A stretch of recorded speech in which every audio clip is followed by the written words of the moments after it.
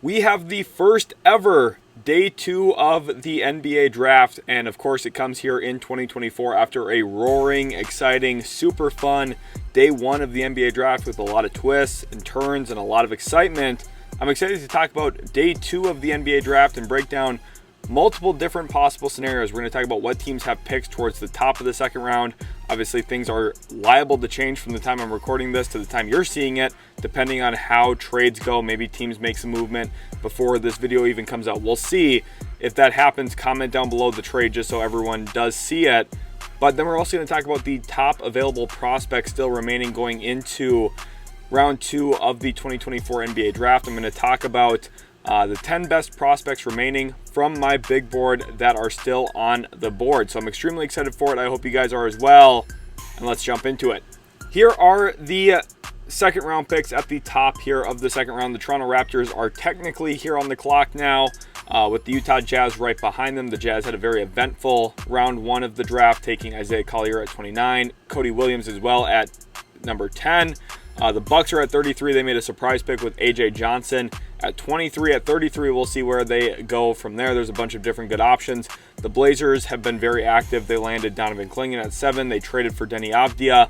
They have pick 34. The Spurs have been active. They made a big-time trade with the Timberwolves last night, and they have pick 35. Pacers are at 36. They'll be their first pick. The Wolves are back on the clock at 37. The Knicks at 38. The Grizzlies at 39. They obviously drafted Zach Edey. And the Blazers have pick 40 as well. So we're going to get a little bit of Portland run here in the second round. But now let's actually jump over to the 10 best available now that we have a good idea of who is up next in the second round. All right, the first prospect I want to highlight here now is my 35th ranked prospect, Tyler Smith from G League Ignite. There was a lot of expectation that he could potentially be a first round pick. I also talked about the likelihood of him maybe falling into round 2, talking about how historically G League Ignite products have typically been overlooked and some have really fallen on draft night. Tyler Smith did make it to round 2. I still have him as my 35th best player in the draft. I could see him being a valuable face-up 4 in the NBA in some form or another. Obviously, we'll see where he goes on draft night, but with his ceiling being a potential role player, I also do think just overall he could be probably slated in as some type of useful bench piece for some team. So whether he's a top 8 guy or a top 10, 11 guy on a team, there is going to be some value around the league for Tyler Smith with his athletic traits, the way he shot the ball from 3 this past year for the Ignite program. In the final year of the Ignite program, there is some optimism and hope that Tyler Smith could be impactful. I could see a team like Utah looking at him at 32. I could see a team like San Antonio considering him at 35. Minnesota at 37 as an upside swing, even though they do have Josh Minott and Leonard Miller. Maybe they would be in play as well. Then at 33, I have Justin Edwards from Kentucky, another wing that I think could make a bunch of sense for a bunch of different teams. The Milwaukee Bucks, who historically have taken some stabs on wings between that 20 through 45 range. You think about Marjon Beauchamp, Andre Jackson Jr. In recent memory, those are some examples. I think Justin Edwards can maybe fit into that mold. The Knicks, who obviously have made some moves on draft night, also brought in Mikal Bridges.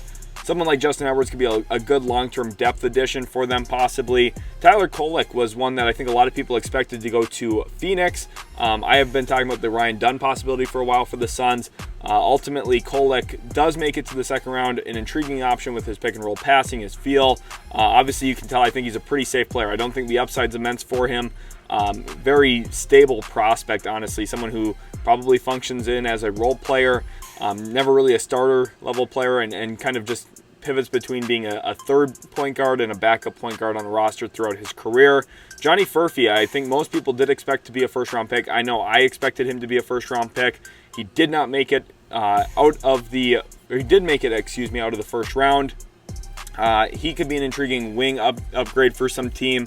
You think about Indiana as a shooter. You think about going to Toronto as a floor spacer. They did draft some shooting on night 1 of the draft, but they could always use more. Portland could also theoretically make some sense as a landing spot for Johnny Furphy. So especially with the Blazers having picks 34 and 40, don't rule that out as a likely or possible landing spot. The Spurs could also be in play there. Then at 27, someone who's really interesting to me, Isaiah Crawford from Louisiana Tech. He's an older prospect, obviously dealt with some injuries throughout his college career. but projects to be a 3-and-D type wing. So a bunch of teams, the Sixers at 41, I think would be a fantastic landing spot. The Timberwolves at 37, who could use this type of player. They did address some guard spots with Rob Dillingham and Terrence Shannon Jr. Getting like a forward with some size and shooting capability would be pretty solid and respectable. So Isaiah Crawford could be a unique option.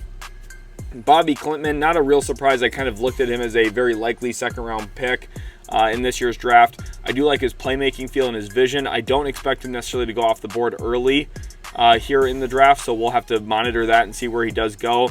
But a team like Charlotte at 42 could be in play. Miami at 43, they could always be looking for a little bit more size in their front court. Sacramento at 45, I think would be a tremendous fit as well. So keep your eyes out for some of those landing spots. Kyle Filipowski, really disappointed for him. He was invited to the green room, ended up having to leave without getting to hear his name called. So a disappointing night for him. Felt like the draft process, as it kind of waned on and as we got closer and closer to the draft, it felt like he had lost a lot of momentum. Opened the year as a potential lottery pick, kind of held that stock for a decent amount of the season, but as we got closer and closer, as you could tell in my mock drafts, he moved further and further away from the lottery.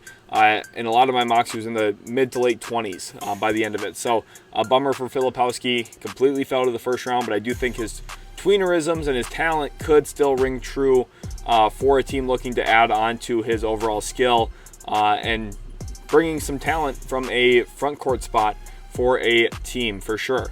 Then we have two value picks here that I think could be really, really good. And these are guys that I said would likely be second-round picks. Jamal, Shead, who I think is a true backup point guard caliber player. Really great screen navigation tools. He's got very active hands and feet. Really good defensive motor. Offensively, he knows how to run a show. He's going to take care of the basketball for a team. He was really the lead guy for Houston this past year. Did not go in round 1, but I think will be toward the top of round 2. I know the Bucks did take Ajay Johnson, so they already took a guard, but Jamal Shead I think would be a very sensible selection for them at 33. I think if you're looking at San Antonio looking to add even more defense into their backcourt, Shead could make a ton of sense there. And a few other teams that I just think would be tremendous fits, like Philadelphia, looking for win-now players, could be very, very sensible at 41. And also the LA Clippers, I would not be mad at either, just given their overall situation and context. So keep those teams in mind for Jamal Shead. Adem Bona, I think, is probably one of the best players available. He's the second best remaining player, in my opinion, on the board. I have him 21st overall in my rankings. And I think his defensive athleticism, explosion, and motor makes him very comparable to someone who went in the first round in Yves Missi. And Missi, I think, was a very highly praised player with his defensive upside, the ability to make plays. He's extremely raw still. Bona, I think, is even more polished than Missi. I think a more reliable player defensively because of his pre-play positioning. And one thing I've really started to focus on, the earlier you're in the right spot, the more likely you're going to get to the right outcome. It's hard to rely on recovery tools. Yves Missi had a ton of that, but in the NBA, a lot of those plays lead to fouls. Adem Bona has great recovery tools too, don't get me wrong, but I think his pre-play positioning, his pre-action positioning is just a little bit cleaner, which is why I opted for him over Yves Missi on my final board. The two prospects were very close, and I think that's kind of the positive I want to spin here, and the reason why I'm comparing him so much to Yves Missi. I think most people recognize Yves Missi was a good first-round pick. I myself believe that as well. I think for Bona, the fact that he's still here in round 2 speaks volumes to what kind of player he could become in my eyes. And I think San Antonio, if you're looking for a backup big behind Victor, could make a ton of sense. We've talked about the Spurs quite a bit, but Memphis at 39, I know they took Zach Edey, but if you want to get a versatile defensive big behind that, that could make some sense too for Bona. The Sixers not really in the market for one. But even like if he fell all the way to 47 to the Magic, that would be tremendous for Orlando. I would absolutely love that for them. And then that leads me to the final player I want to talk about in this video, and that is Ajay Mitchell. Also, shout out to Baylor Shireman. I have a video up on him on the channel most recently. But Ajay Mitchell from UCSB, really, really valuable player. I know he's going to get overlooked. I know people are not going to value him the way that they should. There's going to be a lot of detractors when they talk about the level of competition he faced. They're going to talk about some of the flaws in his game. He's not a huge, super big point guard. He's got just prototypical size. He's not the best athlete. What I'm going to tell you is he's very, very good at basketball. And when it comes down to it, Would you rather draft basketball players or track stars? And remember, you're drafting to win basketball games. You're not drafting to win races. Now, those physical traits, all of that stuff does matter, right? It does play an impact on winning and losing basketball games. But Ajay Mitchell is a very pure, sound, polished player, someone who I think is going to way outperform his draft stock. If you go back a week ago or so, I had a draft sleepers video that came out on the channel, and Ajay Mitchell was firmly on the cover of the thumbnail. I think he's going to be a tremendous talent. I think whatever team gets him is going to be very, very happy with the end result. Very reminiscent to me of Andrew Nembhard going in the beginning of the second round. Now, I'm not saying Ajay Mitchell is the exact same player as him. They are quite a bit different. But Mitchell has the ability to play off of 2 feet. He can create for himself. And then off of that, his scoring gravity allows him to also create for others. I think there is real quality starter potential here for him. And I think for the most part, I see him becoming a starting caliber point guard. Just like how Andrew Nembhard showed in the conference finals when Tyrese Halliburton was out, the ability to run an offense. And I think people are very optimistic about Nembhard's future in the league for good reason. Ajay Mitchell, I think, has a lot of positive traits and positive skills with the ball in his hands, with the ball out of his hands. He rated very highly in spot up efficiency this past year. I think if there's a real hidden gem in this year's draft, it is Ajay Mitchell. I think there's a really good chance that he comes away as one of the more impressive prospects, more impressive players from this draft, and he's getting overlooked right now because he's a little bit older. He's a third-year player out of UC Santa Barbara. Again, there's going to be the questions about the competition. There's going to be a lot of limiting factors that people try to point to. But for me, I think Ajay Mitchell is a player, a prospect that I have a lot of trust in. I like his creativity around the rim. Very reminiscent to me as well of Jalen Brunson. He's not going to be as good as Jalen Brunson, so don't take that out of context here. I'm not trying to say he's going to be an MVP candidate.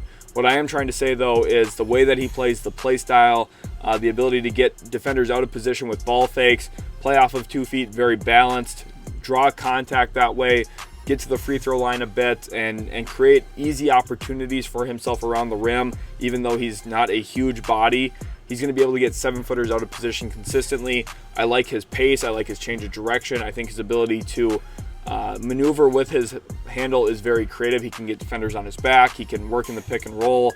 Ajay Mitchell is so good at basketball. I'm extremely impressed with his game. You know, I talked about him and Baylor Scheierman a lot this draft process. Baylor Scheierman was someone who I said is going to get underdrafted and he's going to be really good. Finished with him 12th on my board. He went 30th overall to the Boston Celtics. Another example of Brad Stevens knowing exactly what he's doing and picking a really good player when he's available there for him. And then Ajay Mitchell at 13 on my board. I think he's going to be available in the second round. We'll see. Maybe Boston tries to find a way to get up there and just add another good player. I wouldn't completely rule something like that out. They have pick 54. Maybe they give up extra second-round picks to move way up, but also other teams in this spot, like the Knicks at 38, could make some sense as a team to watch for. I would love the Raptors to just flat out do it at 31. I think he's, the best player available, so I would take him at 31. I think he would be tremendous for who ultimately does get him. I think Ajay Mitchell is going to be the prize to be won on day 2 of the NBA draft. I'm really excited for day 2 of the NBA draft. Let me know who you think are some of the best prospects still remaining. Before we get out of here, I'm going to show some of the other remaining guys from my board. KJ Simpson could be another interesting guard. Trenton Flowers as well. We also have Oso Ighodaro, Pacom Dadie. Went in round 1, actually. He went to the New York Knicks. Nikola Jurisic, no surprise there. Enrique Freeman, Bronny James. Dylan Jones went in round 1, but we also have Jalen Bridges, Tristan Newton, Cam Christie, Jonathan Mogbo. And then down here, Antonio Reeves, Judah Mintz, a couple more to keep our eyes on: Ulrich Chomsky, Jalen Wells. But I think there's a lot of talent still available. We'll see where some of these names go, but I think really at the heart of everything, the most important player to watch for is going to be Ajay Mitchell, 13th on my board. I really love his talent. I think he's firmly in consideration for me to be the biggest steal, the biggest gem of this year's draft. Him and Baylor Scheierman. 2 really impressive players. Scheierman went at the end of round 1. We'll see if Mitchell goes at the top of round 2, but I'm extremely excited for day 2. I'll be live on the channel today, so make sure you guys stop in, come chat for a bit, and a lot of the content coming out soon is going to be very enjoyable as well, so stay tuned for that. Thanks again so much, everyone, and we'll catch you in the very next Utility Sports video.